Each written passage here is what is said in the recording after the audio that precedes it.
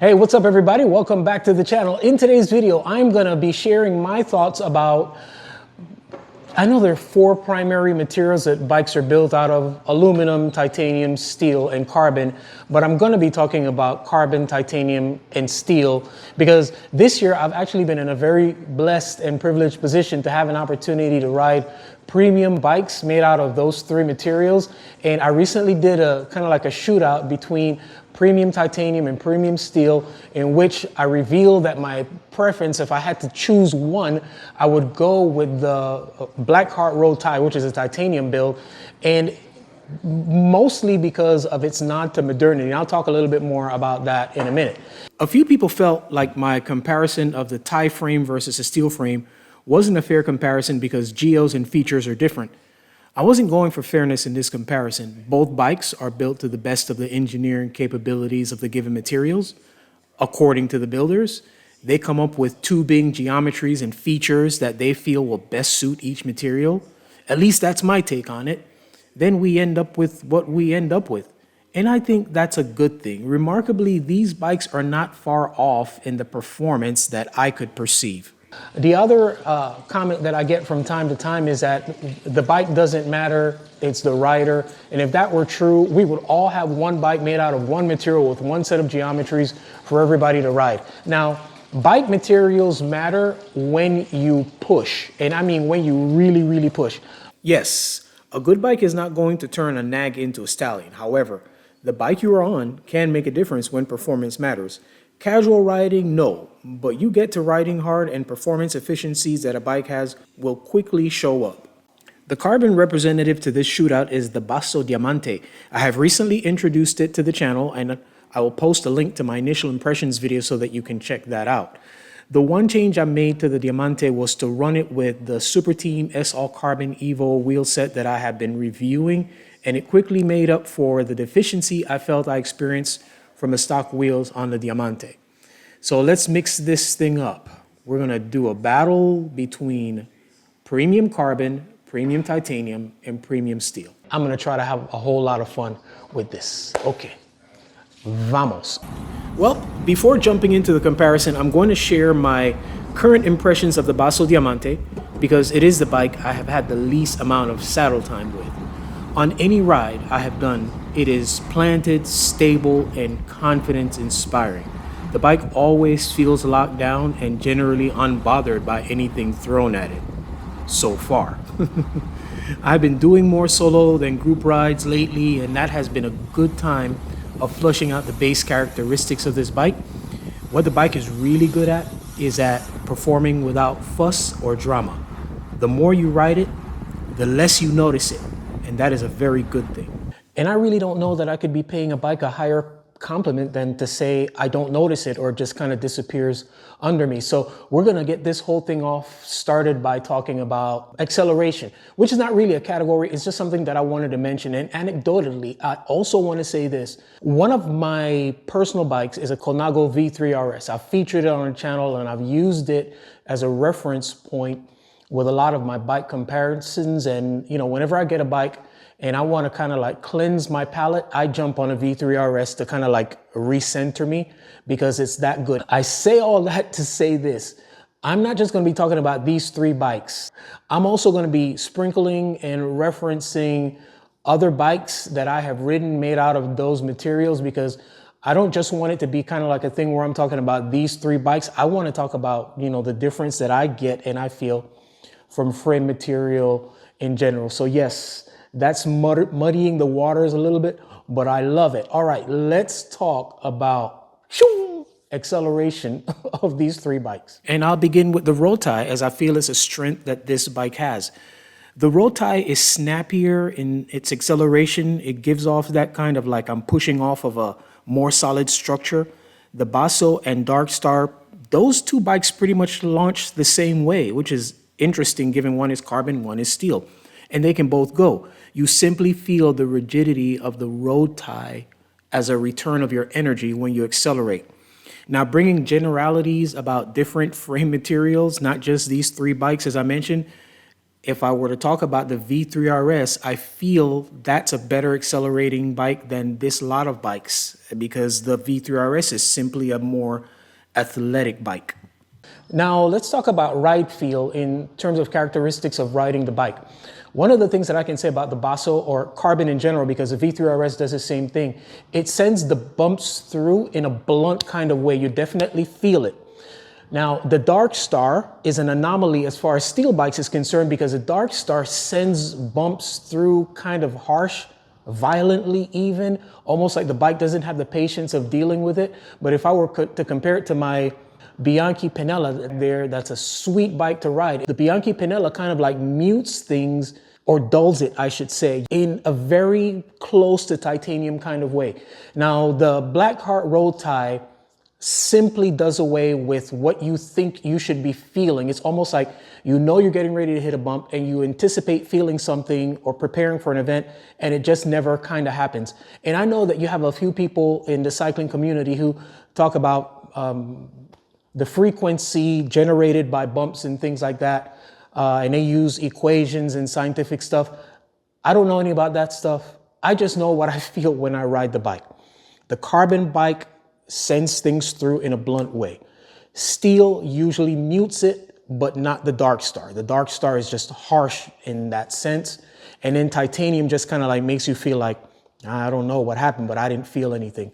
So if I had to rank these based on these bikes, it would kind of like be titanium, Carbon, and then steel. But if I had to rank them based in my general experience with the materials, I would say titanium, closely followed by steel, and a better representation of ride feel would be the Bianchi Pinella, but it's just something about modern steel. There's a harshness that comes through even with more supple tires. You're just gonna feel some things. And then I'm gonna put Carbon kind of like at the bottom, even though, again, none of them are bad. None of them are rattling your teeth. It's just, that's how I would rank those. Next up, handling. Oof, that one's tough. Despite what I have said so many times about the initial turn-in of the Blackheart Road Tie, the bike actually handles quite well. However, the Basso and the Dark Star simply do it better. And one of the characteristics of the Dark Star is it has that magical 73, 73.5 head tube, seat tube angle that once a bike is set up really good there, you get like some really phenomenal handling. There's other geometries based on different frame sizes that work really well. But for some reason, the Dark Star manages to capitalize on its frame geometry in a phenomenal kind of way. So my ranking for handling is going to be the steel frame, the Dark Star, number one. Number two, I'm going to say the Diamante, the Basso Diamante, the Carbon frame, because I really can't call a difference in terms of how they handle, other than sometimes they feel different doing it. And then third, I'm going to put the Blackheart Road Tie. When it comes to all-out speed, I've waxed on about how fast the Blackheart Road Tie feels and is, but my suspicion is that the Basso is not far off of it, especially after swapping out to a better wheel set to help with the performance of the bike made a difference. I just haven't had the bike in that configuration back out on that ride, which is something that I'm going to do within the next week or so.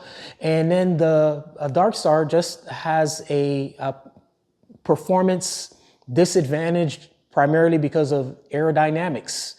It's not as slippery to the wind as the other two bikes, just given the build and how the bike is set up. So all out speed, I'm going to say the Blackheart Road Tie, the Basso, and then the steel frame.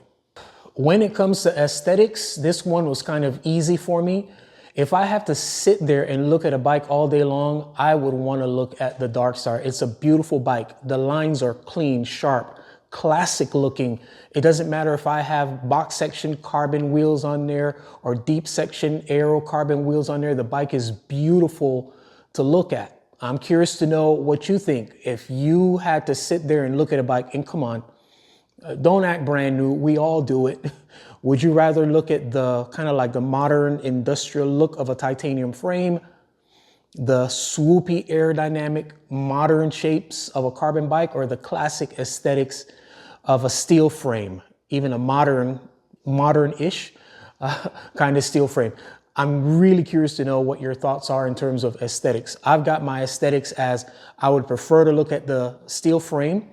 Next would be the titanium build, then would be the Basso. The Basso has this thing going on where it's like they've got different swoops and different shapes and different angles and things like that. And to me, it doesn't always work very well together. For example, it has like drop seat stays, but they're really not dropped. They're just down a little bit off from where they would normally connect. And every time I look at it, I'm like, that seems to me like it could be done a little bit better. But that's me nitpicking.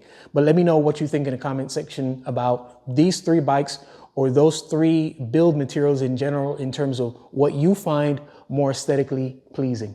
And that's where I think I'm gonna leave this.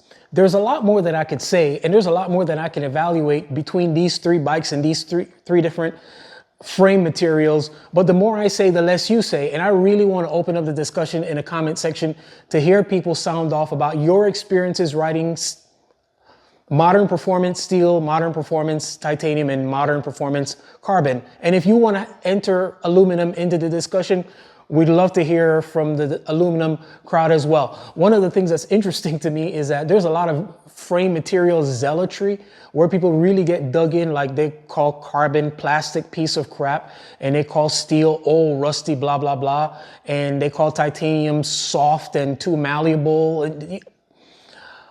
I can tell you that we exist in an era where bikes made out of different material, there's really not that much between them in terms of the potential performance that you can extract. Yes, there's definitely some clear winners. And even in terms of the ride characteristics, because we have things that are really starting to blend or dull the differences between those materials, namely what's going on with wheel and tire technology, saddle, seat posts, that kind of stuff. It's really starting to like really muddy the water. So man, get out there, ride your bike, enjoy it, celebrate other people's choices, and run what you brung. So if I had to, this is like one of those evaluations where there's like no clear conclusion. Well, there kind of is. If I had to leave the ball with a bell based on these three bikes,